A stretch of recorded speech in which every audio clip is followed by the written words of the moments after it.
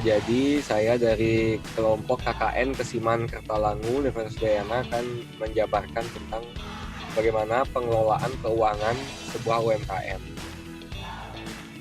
Jadi pengelolaan keuangan itu dapat dilakukan melalui akuntansi. Jadi akuntansi adalah proses sistemik untuk menghasilkan informasi keuangan yang dapat digunakan untuk pengambilan keputusan bagi penggunaannya.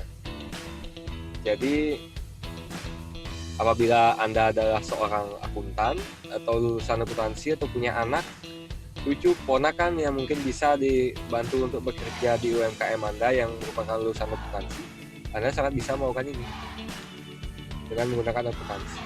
Namun bila Anda tidak memiliki keahlian akuntansi, bisa juga melakukannya dengan menggunakan aplikasi-aplikasi akuntansi yang tersedia di internet.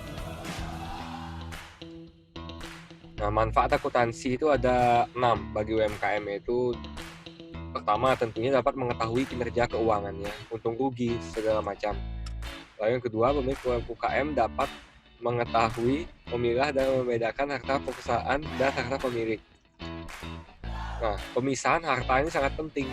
Bila mana harta itu disatukan antara harta perusahaan dan harta pribadi, kemungkinan uang perusahaan itu akan habis digunakan untuk kepentingan yang tidak ada hubungannya dengan bisnis.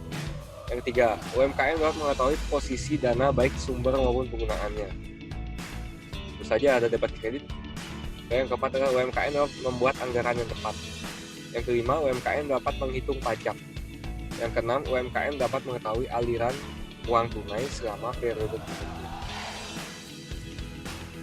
Tips mengelola keuangan UMKM. Nah, ini yang saya bilang tadi.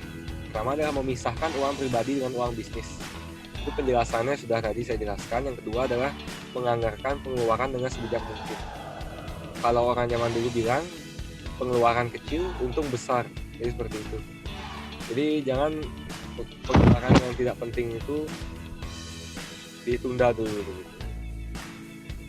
Lalu nomor 3 adalah buat estimasi kas masuk dan kas keluar. Ini sangat penting. Inilah gunanya akuntansi, untuk lebih mengetahui kas masuk, kas keluar. Sebenarnya tanpa akuntansi pun ini bisa diketahui, namun kan kemungkinan untuk kesalahan berhitung, kesalahan estimasi itu besar dibandingkan bila menggunakan sistem akuntansi. Yang keempat adalah mencatat semua transaksi keuangan bisnis. Yang kelima, cek piutang klien. Nah, biasanya pedagang-pedagang tradisional yang kita contoh seperti warung dan lain sebagainya, dia kan kadang-kadang ada tetangganya bilang, ya besok saya bayar, ya 2 hari saya bayar, nanti tetangganya lupa membayar, dia juga lupa. Akhirnya itu pun piutang yang tidak diketahui kan, bila mana terlalu banyak, pada akhirnya warung itu akan rugi. Ini yang kita hindari. Yang keenam, cek terus beban hutang. Jadi sebagai seorang pebisnis sangat wajar untuk mempunyai utang untuk membuat bisnis sebagai modal. Jadi dengan akuntansi kita dapat mengetahui beban hutang kita, sekaligus kapan hutang itu jatuh tempo harus dibayar. Itu sangat penting. Bila mana kita tidak bayar, tentunya akan ada sanksi-sanksi yang berdasarkan perjanjian yang telah disepakati antara debitur dan kreditur. Yang ketujuh, memanfaatkan kredit sebaik-baiknya. Jadi bila mana kita berhutang kredit, kita harus manfaatkan sebaik-baiknya. Jangan sampai itu bocor. Kalau seperti kata ahli ekonomi, bahkan Pak Prabowo pernah bilang kan, kebocoran daripada sistem keuangan, termasuk perusahaan pun itu akan sangat berbahaya, akan sangat berefek bagi perusahaan di jangka panjang. Yang kedelapan, mengontrol dan mengawasi arus kas bisnis. Nah, jadi arus kas masuk, kas keluar itu harus diawasi agar diketahui tepat strategi bisnis apa yang Anda lakukan, dan diketahui tepat apakah perusahaan Anda itu untung atau rugi, atau mungkin biasa-biasa saja, begitu. Yang kesembilan adalah hitung keuntungan dengan benar. Jadi kadang-kadang bila mana kita tanpa akuntansi itu kita menghitungnya, keuntungan saya 100 gitu, padahal keuntungannya hanya 90. Begitu. Jadi dengan akuntansi akan lebih jelas, diharapkan tidak ada miss. Lalu kurangi biaya operasional sebisa mungkin. Jadi kita ini harus selalu berusaha mengurangi biaya operasional dengan menggunakan berbagai sumber, seperti kita mungkin menggunakan sosial media marketing, kita bisa mengurangi biaya iklan.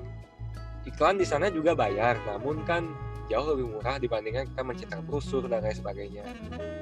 Lalu juga kita bisa memanfaatkan jasa pengantaran Gojek atau GoSend dibandingkan kita melakukan pengantaran sendiri. Gitu. Jadi biaya operasional bagaimana cara mengurangi. Jadi seperti yang tadi saya bilang pertama,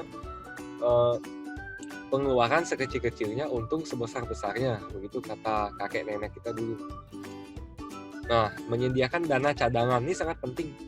Apabila terjadi sesuatu, contohnya sekarang ada wabah corona, ketika kita tentu ini tidak ada yang bisa memprediksi ini terjadi dan sekarang sudah terjadi. Untuk para pengusaha yang sudah mempunyai dana cadangan, tentu mereka akan lebih dapat bernafas dibandingkan yang sama sekali tidak mempunyai dana cadangan dan hanya berharap pada profit terkini daripada bisnisnya yang ternyata anjlok akibat corona. Nah, lalu apabila ada kelebihan kas, gunakanlah itu untuk pengembangan. Jangan digunakan untuk kepentingan pribadi. Ya boleh menggunakan untuk kepentingan pribadi. Kita harus istilahnya memberi penghargaan pada diri sendiri, tentu itu penting. Namun sebaiknya gunakanlah untuk pengembangan usaha. Termasuk yang mungkin yang tidak direncanakan, seperti kita mungkin cukup 2 mesin. Namun ketika ada uang lebih, tidak salah membeli mesin lagi 1 menjadi 3, walaupun itu belum terlalu dibutuhkan, namun seandainya itu dibutuhkan, kita sudah punya. Nah, pembukuan sederhana untuk UMKM. Yang pertama, catatan kas. Catatan yang minimal harus dimiliki adalah buku kas. Nah, jadi buku kas ini kita minimal lah isi uang masuk, uang keluar, debit, kredit, seperti itu, minimal itu isi seperti itu. Untuk pembukuan, untuk catatan kas yang paling sederhana. Nah, ini dia contoh catatan kas sederhana. Saldo awal 2.500.000, lalu tanggal 5 dia berbelanja bahan baku sebanyak 400, berarti 2.500.000 berkurang jadi 2.100.000 dan lain sebagainya. Ini sangat penting, ini kita tahu jadi. Yang kedua adalah buku pembelian dan penjualan. Nah, ini penting. Nah, jadi buku ini dapat dibuat jika ingin mencatat lebih detail mengenai pembelian dan penjualan saja. Nah, buku penjualan sederhana. Nah, ini contohnya. Pembukuan persediaan. Nah, ini untuk kita mengetahui stok kita berapa sih, gitu. Termasuk untuk menghindari yang namanya logistik nightmare, atau kita itu tiba-tiba kehabisan stok dan kita sulit untuk mendapatkan stok itu sedangkan pesanan ada. Nah, bagaimana?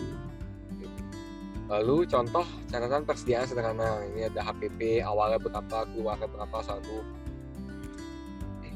Lalu pembukuan investasi barang. Pembukuan jenis ini berisi catatan setiap barang atau aset yang dimiliki dan dibeli. Contoh, Anda beli kursi, beli meja, catat di sini. Berapa depresiasinya, itu pengurangan nilai. Jadi depresiasi itu contoh kita beli mobil 400 juta, tahun depan mungkin nilainya mungkin nilainya hanya 350, berarti sudah berkurang 50 juta, itu namanya depresiasi. Lalu pembukuan utang dan piutang. Ini sangat penting, kita mengetahui utang kita, mengetahui kewajiban dan mengetahui juga kewajiban orang lain terhadap kita. Contoh pencatatan piutang sederhana seperti ini. Nah, ini dia. Nah, sumber. Terima kasih. Semoga bermanfaat.